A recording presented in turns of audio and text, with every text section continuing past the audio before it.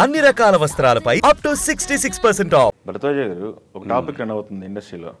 నెల రోజుల్లో 4 పెద్ద సినిమాలు, పాన్ ఇండియా మూవీస్. అవును.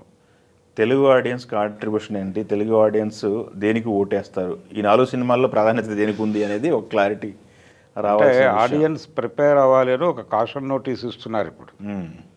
అంటే నెల రోజులు ఇప్పటి వరకు థియేటర్లు ఖాళీగా ఉన్నాయి, లేకపోతే పెద్ద హీరోల సినిమాలు రావడం లేదు, ఇలా రకరకాల చర్చలు జరిగినాయి. అవును.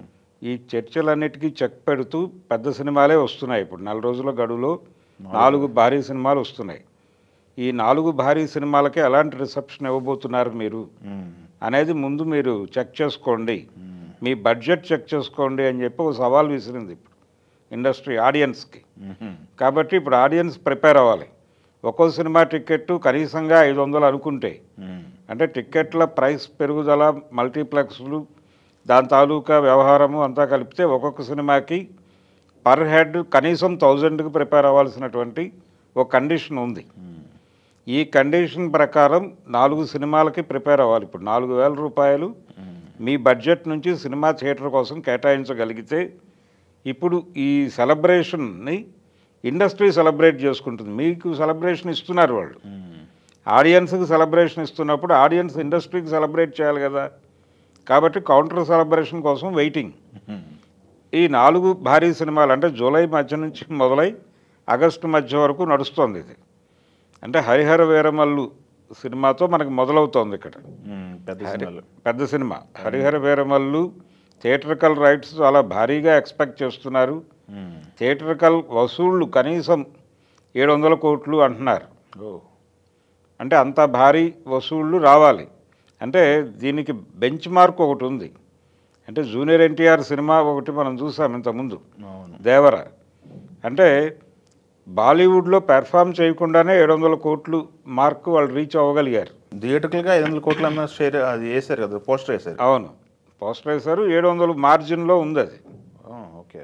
ఏది దేవర, అదొక బెంచ్ మార్క్ క్రియేట్ చేసింది. ఇప్పుడు దాన్ని దాటాలి. ఇది దాన్ని దాటడం అనే ప్రోగ్రాం పెట్టుకుంటే 700 అనేది ఒక ఫిగర్ అనుకుంటే, ఈ 700 బాలీవుడ్ మార్కెట్ను కూడా కలుపుకుని, హిందీ సినిమా మార్కెట్ను కూడా కలుపుకుని ఈ బెంచ్ మార్క్ వాళ్ళు దాటాలి.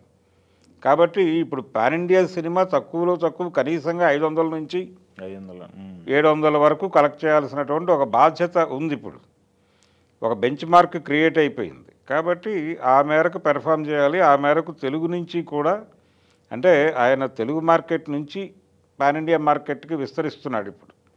కాబట్టి ఇక్కడ కంట్రిబ్యూషన్ కూడా కీలకంగానే మారబోతోంది. అందుకని తెలుగు ప్రేక్షకులు కూడా ప్రిపేర్డ్గా ఉన్నారా లేదా అనేది ఒకటి. 24 హరిహర వీరమల్లు. హరిహర వీరమల్లు హడావిడి అయిపోయిన తర్వాత 1 వీక్లో ఆ సినిమా వస్తుంది, కింగ్డమ్. విజయ్ దేవరకొండ. కింగ్డమ్ మీద ఒక ఎక్స్పెక్టేషన్ ఉంది ఆడియన్స్లో. ఆ ఎక్స్పెక్టేషన్ ఏంటంటే, ఇప్పటి వరకు అంటే ఆయన గీత గోవిందం తర్వాత వచ్చినటువంటి సినిమాలు ఏవి కూడా థియేటర్లో ప్రాపర్గా పెర్ఫామ్ చేయలే. దానికి కారణం విజయ్ దేవరకొండ వైఫల్యమా లేకపోతే దర్శకుల వైఫల్యమా అనేది ఒక చర్చ. ఇప్పుడు గౌతమ్ మీద ఒక ఎక్స్పెక్టేషన్ ఉంది జనాలకు. ఇప్పటివరకు తను చేసినటువంటి సినిమాలన్నీ కొంత డెప్త్ ఉన్నటువంటి సినిమాలు, ఆ తరహా సబ్జెక్టులో తను వర్కౌట్ చేస్తూ వచ్చాడు. అవును. అందుకని అతనితో విజయ్ దేవరకొండ జోడీ కట్టినటువంటి సినిమా ఇది.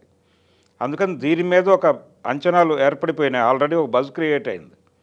మళ్ళీ ఒకసారి గతంలో ఎలాగైతే సందీప్, అలాగే అంతకుముందు వచ్చినటువంటి సినిమా తరుణ్ భాస్కర్ నాయకత్వంలో వచ్చిన పెళ్లి చూపులు, అర్జున్ రెడ్డి, ఈ 2 సినిమాలు ఎలాగైతే కొత్త తరహా హీరోని పరిచయం చేశాయో తెలుగు ప్రేక్షకులకి, అలాంటి కార్యక్రమం ఈ సినిమా నుంచి జరుగుతుంది అనేది ఒక అంచనా ఉంది. Okay okay.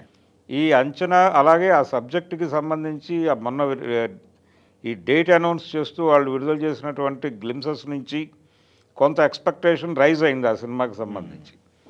వాళ్ళు కూడా కనీసం తెలుగు మార్కెట్ నుంచి ఎక్స్పెక్ట్ చేస్తారు. హిందీ మార్కెట్కి సంబంధించి ఒక చిన్న ఇబ్బంది ఉంది దానిలో.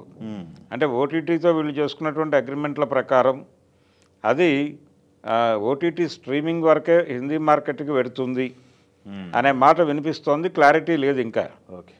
కాబట్టి కనీసం 40 నుంచి 80 అంటున్నారు వాళ్ళు. అదొక ప్రోగ్రాం ఉంది.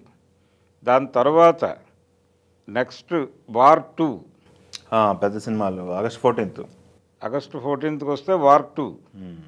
వార్ 2 సినిమా అదే జూనియర్ ఎన్టీఆర్ యాక్ట్ చేస్తున్నటువంటి మొదటి స్ట్రైట్ బాలీవుడ్ సినిమా. అవును.